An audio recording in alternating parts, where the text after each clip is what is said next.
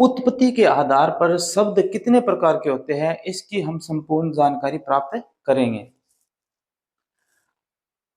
तो देखिए, शब्दों के अलग अलग आधार पर अलग अलग प्रकार होते हैं। उसी में से एक है उत्पत्ति के आधार पर शब्दों के प्रकार। उत्पत्ति के आधार पर शब्द है वो 4 प्रकार के होते हैं: तत्सम शब्द, तद्भव शब्द, देशज शब्द और विदेशी शब्द। इन चारों का अध्ययन हम करते हैं। सबसे पहले लेते हैं तत्सम शब्द। तत्सम शब्द किसे कहते हैं? हिंदी में तत्सम शब्द कौन से होते हैं? देखो परिभाषा देखो, किसी भाषा में प्रयुक्त उसकी मूल भाषा के शब्दों को तत्सम शब्द कहते हैं। अगर कोई भाषा है वर्तमान में, उसकी मूल भाषा यानी पुरानी भाषा जो थी, उसके जो शब्द होते हैं वो अब अगर इस भाषा में काम में लिए जाते हैं तो वो तत्सम शब्द कहलाते हैं। इसको समझने के लिए हम हिंदी भाषा को लेते हैं। हिंदी भाषा की जो मूल भाषा थी वो संस्कृत भाषा थी। तो संस्कृत के वो कौन से शब्द हैं जिन्हें हम तत्सम कहेंगे? कुछ शब्द देखिए, जैसे अम्र, उष्ट्र, कर्ण, गृधव, अक्षी, अम्लिका, इक्षु, काक आदि।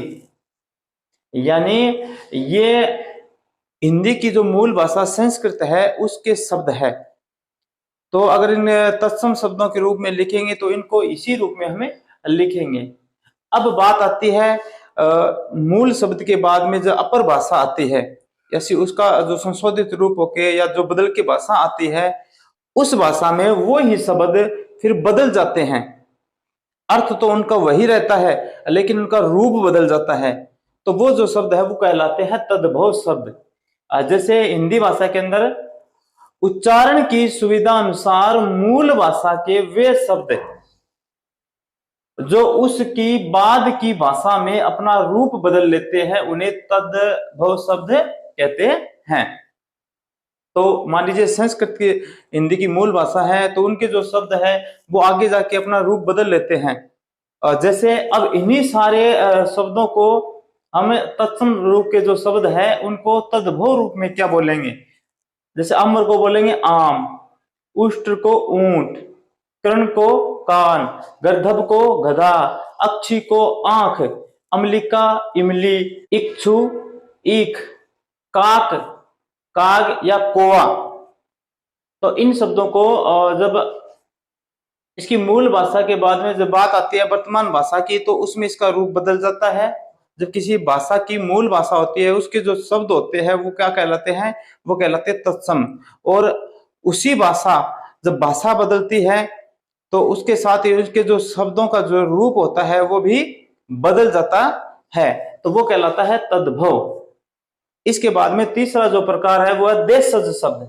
यानी किसी भाषा में प्रचलित वे शब्द जो क्षेत्रीय जनता द्वारा आवश्यकता अनुसार गढ़ लिए जाते हैं।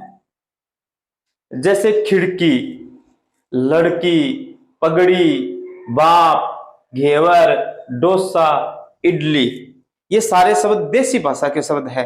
यानी जो देसी भाषा होती है वहां लोगों के द्वारा ये प्रचलन में धीरे धीरे आ जाते हैं और ये हिंदी भाषा में शामिल कर लिए गए हैं। तो ये बहुत सारे शब्द हैं, यहाँ तो मैंने कुछ ही शब्दों के उदाहरण आपको बताए हैं। उसके बाद में आते हैं विदेशी शब्द। यानी हिंदी के अंदर विदेशी शब्द भी शामिल किए गए हैं। विदेशी शब्द कौन से हैं? राजनीतिक, आर्थिक, धार्मिक, सांस्कृतिक कारणों से किसी भाषा में अन्य देशों की भाषाओं से भी शब्द आ जाते हैं, उन्हें विदेशी शब्द कहते हैं। तो क्या है कि सारे देश आपस में जुड़े हुए हैं, उनका आना जाना रहता है, उनका व्यापार भी होता है और राजनीतिक, धार्मिक कारणों से आना जाना रहता है, जिसकी वजह से वहां के जो शब्द है वो हमारे भाषा में चले जाते हैं और हमारी भाषा के शब्द है वो उनकी भाषा में चले जाते हैं। तो अगर वो शब्द हमारी भाषा में प्रचलन में आने लगते हैं तो उनको हिंदी में शामिल कर लिया जाता है और उनको विदेशी शब्द कहा जाता है। तो कुछ विदेशी शब्द कौन कौन से हैं जो हिंदी में शामिल किए गए और कौन कौन सी भाषाओं से लिए गए हैं, चलिए देखते हैं। तो आइए देखते हैं वो विदेशी शब्द किन किन भाषाओं से लिए गए हैं जो हिंदी में शामिल किए गए हैं। सबसे पहले देखते हैं अंग्रेजी भाषा के शब्द। वैसे तो बहुत सारे, लेकिन हम यहाँ कुछ उदाहरण देखते हैं। जैसे अंग्रेजी भाषा से लिए गए शब्द हैं अलमारी, अस्पताल, class, clerk, car, camera, doctor. ये सारे अंग्रेजी भाषा के शब्द है, और भी बहुत सारे हैं। उसके बाद अरबी भाषा से लिए गए अदालत, आदमी, कानून, कुर्सी, किताब, गरीब, जिला, तहसील, ये सारे शब्द है वो अरबी भाषा के हैं। उसके बाद में है फारसी भाषा से अखबार, अमरूद, खजाना, गुलाब, जमीन, जलेबी, तनख्वाह, ये सारे फारसी भाषा से है। पुर्तगाली भाषा से अचार, आलपिन, आलू, कमीज, कमरा, बाल्टी, पिस्तौल। इसके बाद पिस्तौल और चाबी, पपीता, मेज, संतरा, साबुन, ये सारे पुर्तगाली भाषा के शब्द है। उसके बाद है तुर्की भाषा से लिए गए शब्द उर्दू, कैंची, खंजर, तोप, बारूद, बीबी, बेगम, बहादुर, मुगल, लाश। उसके बाद फ्रेंच भाषा से यानी फ्रांसीसी से लिए गए शब्द हैं अंग्रेज, कारतूस, कुपन। इसके बाद चीनी भाषा से लिए गए शब्द है चाय, लाची, तूफान, यानी चाय। चाय शब्द, चाय हर कोई पीता है, सुबह उठते ही सबसे पहले चाय चाहिए। तो आपको ये भी पता होना चाहिए कि चाय शब्द है वो किस भाषा का है। जो हिंदी में शामिल किया गया है वो चीनी भाषा का शब्द है। उसके बाद है डच भाषा से लिए गए शब्द बम, चिड़िया, ड्रिल। उसके बाद जर्मनी से नाजीवाद, किंडरगार्टन। आगे देखिए जापानी भाषा से रिक्शा, सायोनारा। तिब्बती भाषा से यानी तिब्बती भाषा जो है उससे लिए गए लामा और डांडी। और भी बहुत सारे शब्द हैं। रूसी से जार, सोवियत, स्पुतनिक, बुजुर्ग। और यूनानी भाषा से लिए गए हैं एकेडमी, एटम, टेलीफोन, बाइबिल। तो ये कुछ शब्द है जो विदेशी भाषा के हिंदी भाषा में शामिल किए गए हैं।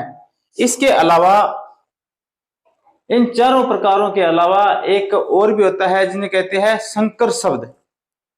लेकिन वो इन्हीं शब्दों में से दो भाषाओं के शब्दों को मिलाकर के बनाया जाता है। इस प्रकार उत्पत्ति के आधार पर शब्दों के मुख्यतः चार ही प्रकार होते हैं।